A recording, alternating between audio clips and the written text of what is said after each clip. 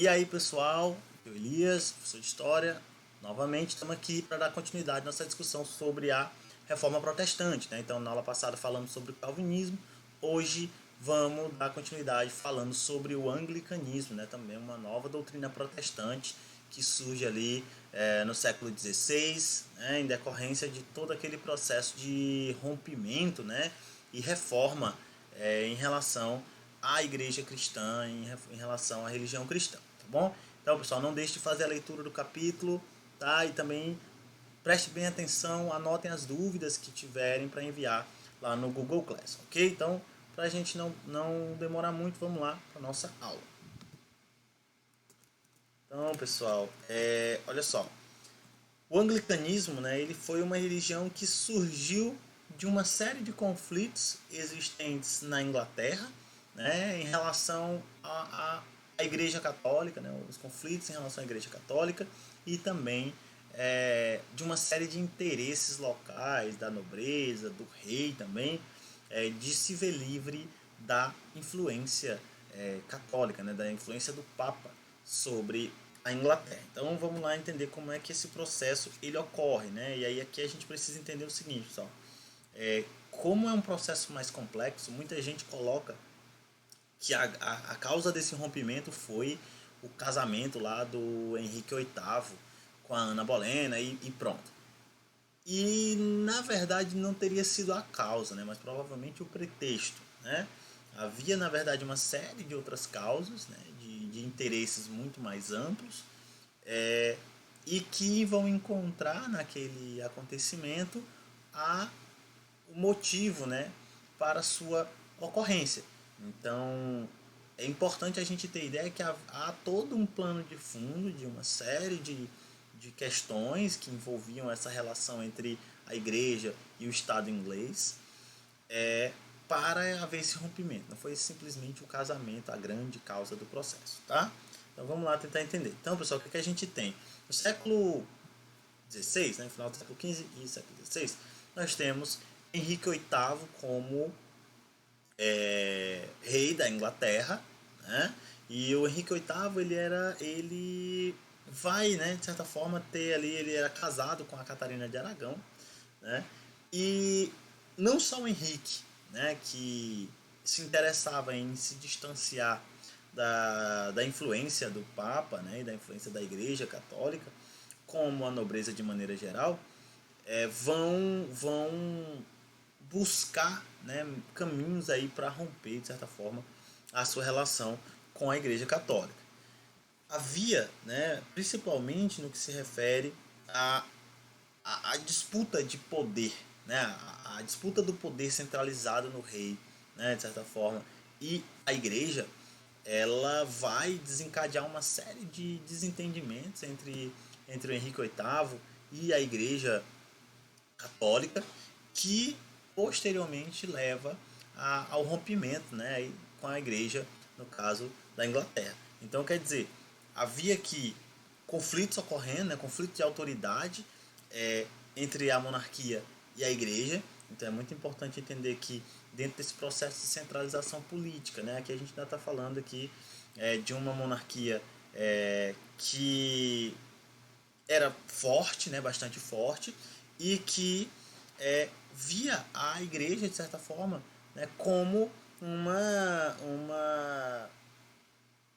como algo que dificultava essa força dessa monarquia, a execução do poder real, né? Então, quer dizer, havia uma série de questões ligadas ao rei, né? Aí você tem parte das populações, tanto nobre quanto camponesas, né, questionavam a cobrança do dízimo, né, como um imposto obrigatório. Então, grande parte da nobreza e das classes mais pobres, né, questionavam, né, criticavam essa cobrança do dízimo, tendo em vista que era uma cobrança contínua e que nem todos, na verdade, poderiam, né, tinham condições de pagar esse imposto obrigatório, né? Havia também, pessoal, o interesse de grande parte da aristocracia, no caso da nobreza, né, pelas terras, né? Como eu já falei anteriormente, a igreja era uma das maiores detentoras de terras da Europa, né? A igreja já possuiu tantas terras quanto quase nenhum rei europeu já possuiu anteriormente. Então a igreja era uma das instituições mais ricas daquele momento, tendo em vista a grande quantidade de terras que a igreja possuía, né? E inclusive, né, chegava a ter servos, vassalos e tal. Então quer dizer, a igreja ela tinha uma riqueza caracterizada pela quantidade de terras que ela possuía, e a aristocracia inglesa, né, via ali a possibilidade de obter essas terras para si, se eventualmente a igreja fosse, né, se houvesse como separar a igreja, né, retirar a igreja desse processo aí de domínio dessas terras. Então, aqui a gente já tem uma série de interesses diferentes. O estopim do processo, né, que vai levar à ruptura, é justamente a questão do casamento do Henrique VIII com a Ana Bolena. E aí você pergunta, professor, mas você disse que não era, ele era casado com a Catarina de Aragão? Pois é. Né? O Henrique VIII, ele era casado com a Catarina de Aragão. E ela não tinha dado, ele não tiveram filhos, né, ambos, né? E aí isso tornava, na concepção daquele momento, né, o casamento do Henrique VIII com ela algo que ele considerava aquele casamento de certa forma inútil, né, tendo em vista que ela não deu a ele um herdeiro, né, e dentro das tradições daquele momento, né, um rei necessariamente, né, precisaria, né, de um herdeiro. Então na concepção do Henrique VIII, aquele casamento ele estava insatisfeito com o casamento por não ter, né, não ter conseguido ter um filho.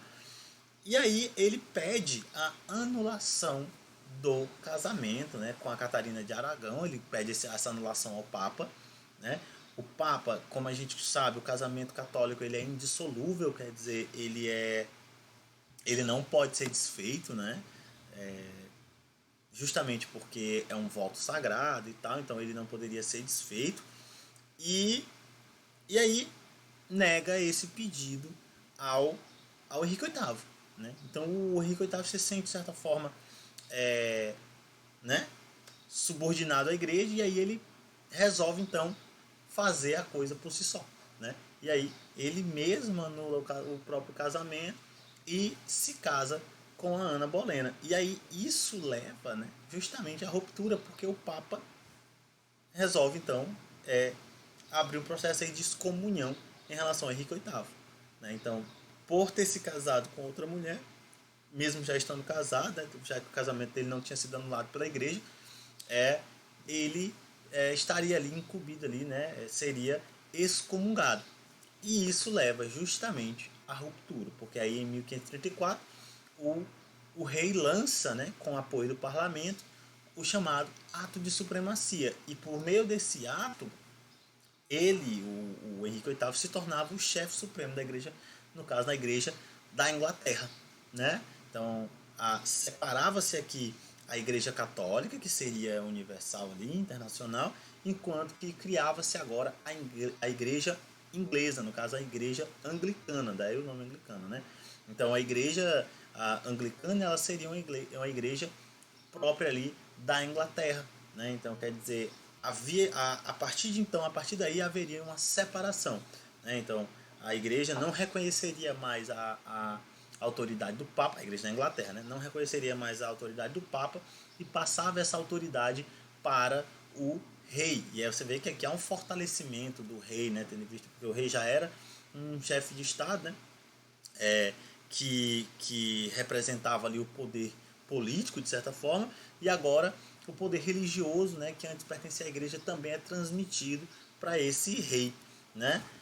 Esse rompimento leva literalmente, né, à expulsão da igreja católica da Inglaterra e o confisco das terras da igreja, como eu falei, né? Havia um interesse de parte da nobreza de se apropriar dessas terras, e esse confisco de terras, né, claro, vai beneficiar principalmente a essa nobreza. Então, confiscar a terra é tomar essas terras que antes pertenciam à igreja católica.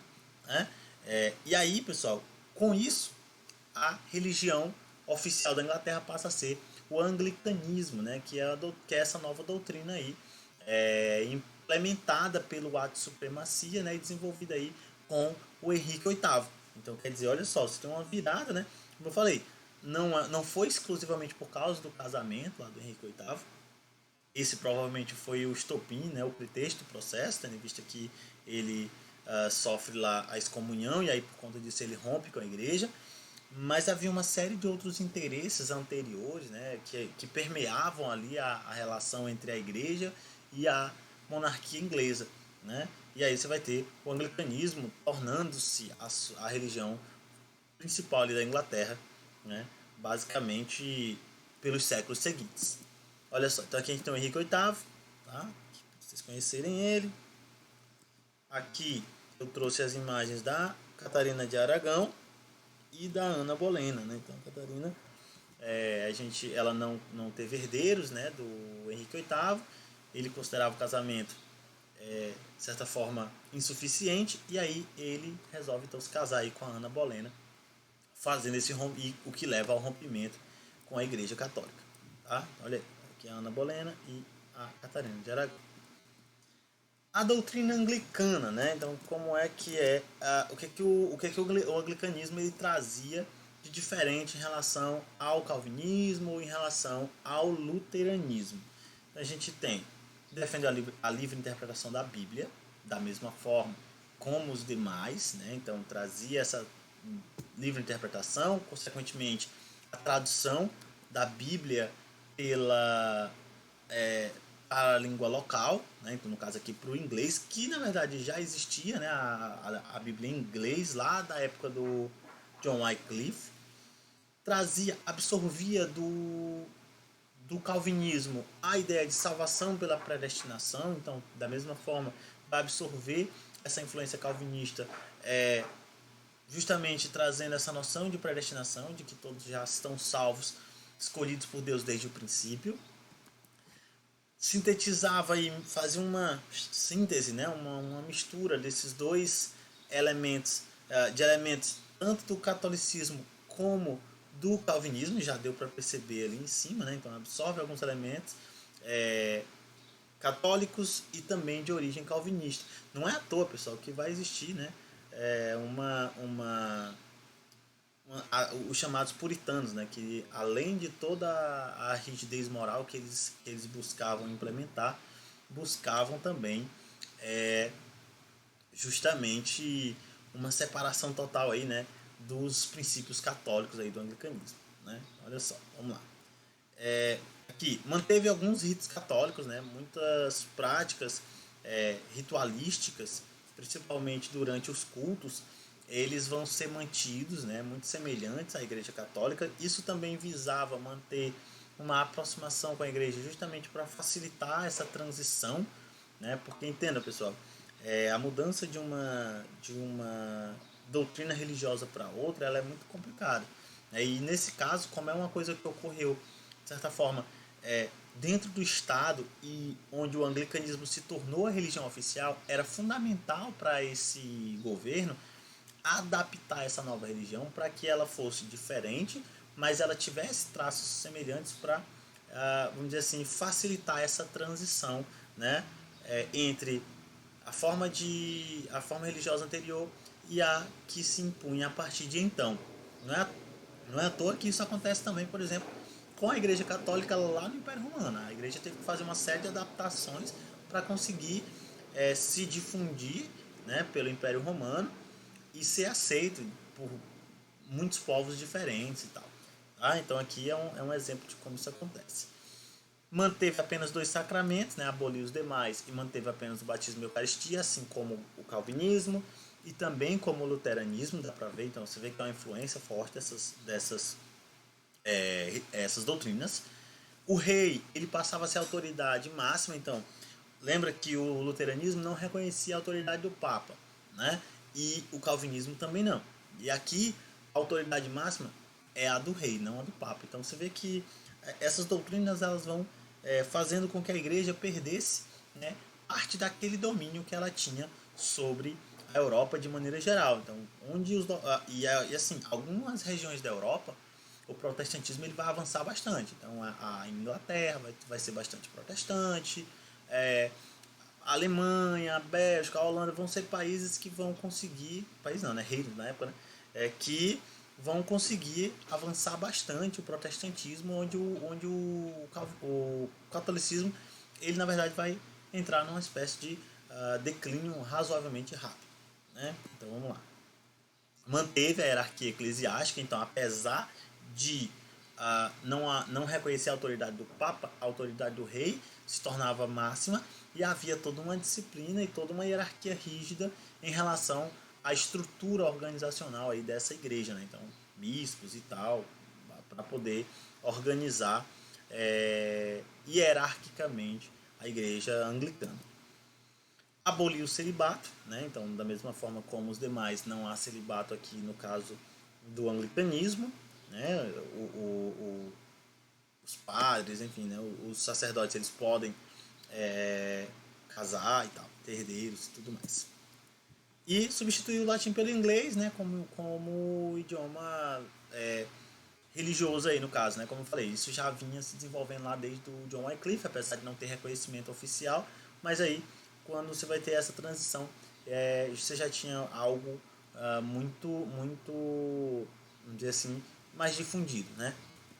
E aí condenou o culto aos santos e às relíquias sagradas, né? Considerados aí pecados, né? De certa forma. Então, tanto o culto aos santos como as relíquias sagradas vão ser literalmente condenados, né? Enquanto os outros deixavam de cultuar os santos, de cultuar as imagens, aqui você vai ter uma condenação mesmo, né? Então assim, era proibido literalmente, então, cultuar os santos e símbolos sagrados, religiosos e tal, tá? Aqui, pessoal, tem aqui um trechinho, quer dizer, um trecho não, né? O texto do ato de supremacia, né? E aí eu trouxe aqui pra gente dar uma lida aqui a imagem, tá? Em inglês e tal, o documento da época, mas aqui eu tenho uma transcrição do ato de supremacia lá de 1534. E aqui a gente vai ler só para a gente conhecer um pouco o tom, né, em que se dá esse rompimento entre a Igreja Católica e o governo inglês lá no século XVI. Então olha só. Embora a majestade de nosso rei, justa e corretamente, e deve ser a suprema cabeça desse reino e suas convocações, contudo, para a corroboração e a confirmação e para aumentar a virtude da religião de Cristo dentro desse reino da Inglaterra, e a fim de reprimir e extirpar todos os erros, heresias e outras monstruosidades e abusos até agora em uso nele pela autoridade do presente parlamento, é estabelecido que o rei, nosso soberano senhor, seus herdeiros e sucessores, reis deste reino, devem ser tomados, aceitos e reputados na terra como a única cabeça suprema da Igreja da Inglaterra, chamada de Anglicana Ecclesia. É igreja anglicana, tá? Eclésia é igreja. Que eles terão e gozarão, ligada e unida à imperial coroa deste reino, tanto o título e a etiqueta do mesmo. Cadê? Do me, tanto o título e a etiqueta do mesmo título, assim como todas as honras, dignidades, preeminências, jurisdições, privilégios, autoridades, imunidades, lucros e comodidades da dita dignidade que lhe pertencem como a cabeça suprema da mesma igreja. E que o nosso soberano, Senhor, seus herdeiros e sucessores, reis deste reino, terão pleno poder e autoridade para, de tempos em tempos, visitar, reprimir, estabelecer, reformar, ordenar, corrigir, restringir e emendar todos aqueles erros, heresias, abusos, ofensas, desprezos e monstruosidades, quaisquer que sejam, que por autoridade e jurisdição espiritual devem ou podem legalmente ser reformados, reprimidos, ordenados, restabelecidos, corrigidos, restringidos ou emendados para o maior agrado de Deus, onipotente. O aumento em força da religião de Cristo e para a conservação da paz, unidade e tranquilidade deste reino, não se opondo a isto qualquer uso, costume, lei ou autoridade estrangeira, prescrição ou qualquer outra coisa em contrário. Então você vê que esse ato de supremacia dava ao rei, né, todo o poder sobre a igreja anglicana, né? E aí a partir de então tornava-se aí o centro, né, desse processo de rompimento com a igreja, tá bom? Então, pessoal, por hoje é só, né? A gente conclui aqui as nossas doutrinas protestantes, né? Então falamos sobre o luteranismo, falamos sobre o calvinismo e agora concluímos com o anglicanismo. Professor, só existem essas, né? Você poderia me perguntar. Não, pessoal, né? Você tem outras doutrinas menores que surgem em decorrência da relação com a difusão da reforma protestante. No entanto, a gente vai discutir essas três, né? Porque se a gente fosse discutir cada uma, aí já viu, né? Então, assim, anotem as dúvidas de vocês, eu espero que tenha sido bem claro, né? O que não foi entendido, manda lá para mim no Google Class, que aí eu vou comentar, vou responder da melhor forma possível, tá bom? Então, pessoal, não deixem de fazer as atividades, não deixem de fazer os TDs, tá? Para que a gente possa dar as notas e aí assim ficar tudo direitinho. Então, tá bom? Ok. Obrigado por assistirem e até a próxima.